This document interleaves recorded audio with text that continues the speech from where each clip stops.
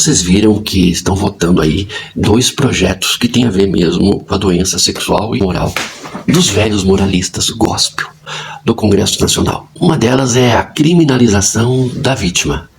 O Brasil passa por um momento de muito retrocesso e eu sei que tem gente que está adoecendo. O propósito deles mesmo é deixar você doente, você que é combativo. Eu acho inclusive que esse pessoal de esquerda que vive enfrentando essa horda maligna de extremistas da direita gospel estão adoecendo por conta do retrocesso. Eles querem culpabilizar aquela menina adolescente que é abusada dentro de casa pelo pai do discurso moralista, pelo tio, pelo avô, por alguém da família. Querem que ela seja criminalizada quando, por ocasião de uma gravidez em decorrência do abuso, no desespero corre alguma solução para tentar se livrar daquilo que para ela é a marca da experiência mais atroz, repugnante que ela viveu quando foi vitimada por alguém da família que muitas vezes para a sociedade passa a imagem de santo, respeitável cidadão do bem. Aquele pastor, aquele comediante, o da barbinha branca, ele estava em um discurso dele falando do quanto que os jovens de hoje são desinteressados pela mulher. Ele usa a palavra mulher. E ele fala assim, se uma mulher descoberta passar por aqui, só vai perceber os que estão acima de 30. E se forem mais velhos, e aí, neste caso, ele orgulhosamente fala de si mesmo, traduzindo, ele diz assim, que os jovens não gostam de mulher, porque não tem compulsão tarada em relação a qualquer mulher que passe. Já os acima de 30 anos, olha só que interessante, ele fala algo que eu explico isso com a psicanálise, né? À medida em que o sexo é demonizado, considerado como um pecado, como algo ruim, algo que não deve ser feito, tanto mais, à medida que você avança para trás, quanto mais velho for o cidadão, mais ele é compulsivamente doente sexualmente por conta da repressão. Tanto que os que são menos reprimidos sexualmente são aqueles que agem de forma natural. Como natural é o sexo, como natural é a conjunção sexual, como natural é a sexualidade. Então estes que são normais, aos olhos do pastor, são os errados. E ele, por ser um tarado compulsivo, acha que isso é a prova do quão macho, do quão hétero, do quão viril, do quão testosterona, parafraseando certo deputinho, que há tempos atrás disse que faltava testosterona, que a ele muito provavelmente falta, porque não tem um fio de barba no rosto, né? Mas este pastor, quando fala de si, ao dizer que as pessoas da idade dele não conseguem deixar de perceber a mulher que passa, assina um atestado de doente. E são estes doentes que querem criminalizar a vítima no Congresso Nacional com os discursos da moral. Este projeto que criminaliza a vítima é um projeto da bancada não menos, não mais, não para menos, não para mais, só tinha que ser da bancada evangélica, dos velhos tarados que, em seu discurso moralista, estão assinando o atestado de que tem problema quando projetam no outro, através do discurso que condena o outro, o seu próprio descontrole. Os velhos tarados só conseguem ver sexo, e por isso que a pauta deles é sexo, criminalizando a vítima deles. Porque para eles não têm culpa da compulsão. É a mulher descoberta que passou e que fez deles reféns. O pastor, quando fala da mulher descoberta, ele diz o sangue de Jesus. Se você não entendeu, eu explico. Quando as pessoas deste meio falam sangue de Jesus, eles estão falando contra uma força espiritual do mal. Ou seja, a mulher que passa e provoca neles o desejo que é deles, é usada pelo ser arquetípico do mal para fazer com que eles, que são macho pra caramba, que são normais, que têm desejo, se descontrolem. A culpa é da mulher, é do diabo, é dos jovens que hoje são normais, né, que não têm o descontrole, mas não é deles, porque eles são testosterona pura. Este pastor, quando diz de si, e eu sei dele pelo que ele fala. Entende?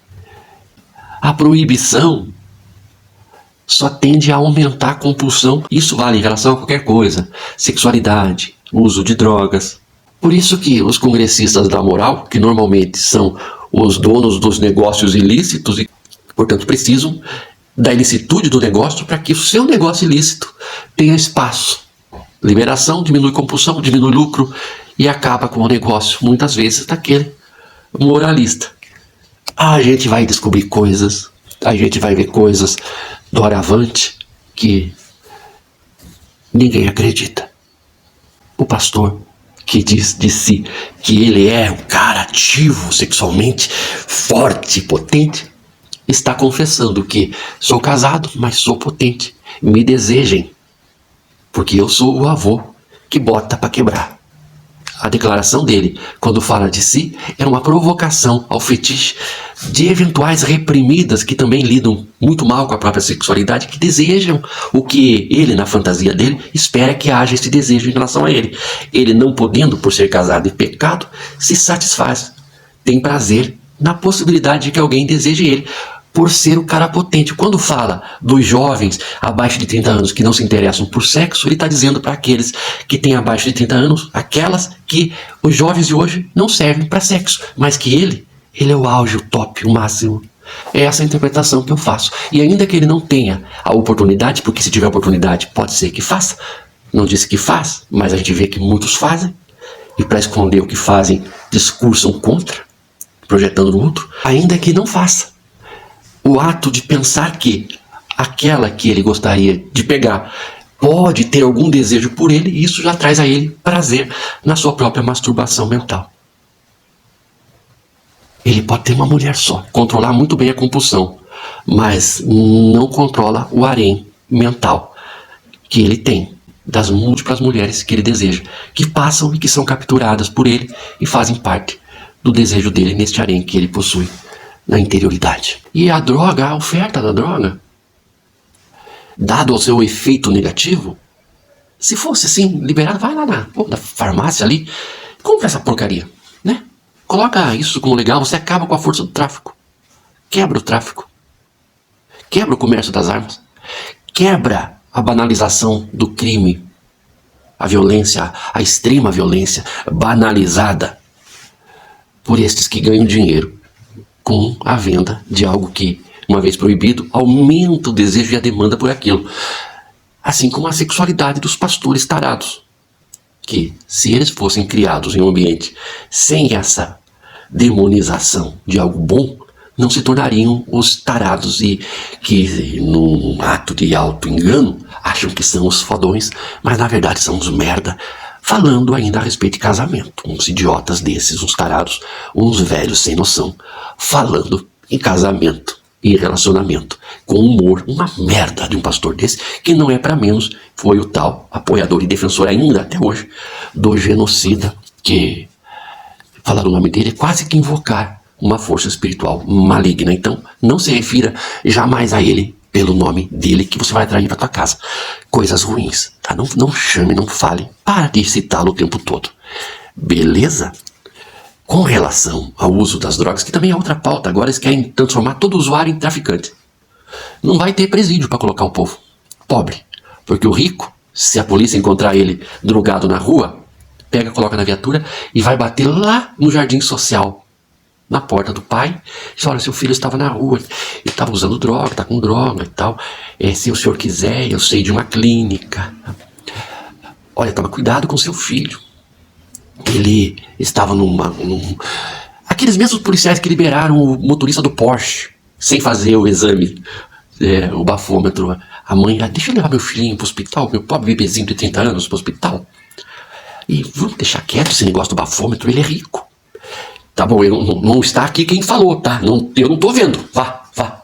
É os mesmos. Eles pegam o filhinho do rico e levam lá no papai. E o papai fica muito feliz com o policial que pegou o seu filhinho, que estava cometendo um crime, que é proibido, que eles vão criminalizar, transformar isso em crime de tráfico. Vai ficar feliz. Pode ser até que role uma gorjetinha. Pode ser. Agora, o filho do pobre, ele vai ser pego, vai apanhar. E de repente, se o policial estiver meio que viciado em dar uns tiros, pode ser que role uns tiros também. Porque essa coisa de matar, assim como usar droga, assim como a compulsão sexual, assim como qualquer outra compulsão, essa coisa de matar também vicia. Por isso que alguns policiais, e os bons policiais sabem que eu estou falando a verdade. Sabem. Alguns policiais eles não conseguem matar dentro da corporação, no exercício da função, eles em horas vagas viram milicianos e praticam ali seus assassinatos só para ver o tombo. Vai que policial é do mal e que olhou é pobre, opa, é um alvo, opa, posso fechar a cota do dia. E aí quem sabe até não volte para casa, porque é filho do pobre, né? Aí sempre tem uma arminha, né? Às vezes tem, já raspada, para pôr na mão dele. Às vezes tem um pacotinho, uma trouxinha, que o policial passou ali na quebrada, pegou, né? Tem uma dura ali nos vendedores, nos aviãozinhos ali, pegou uma porção para si, os colegas. Acontece também.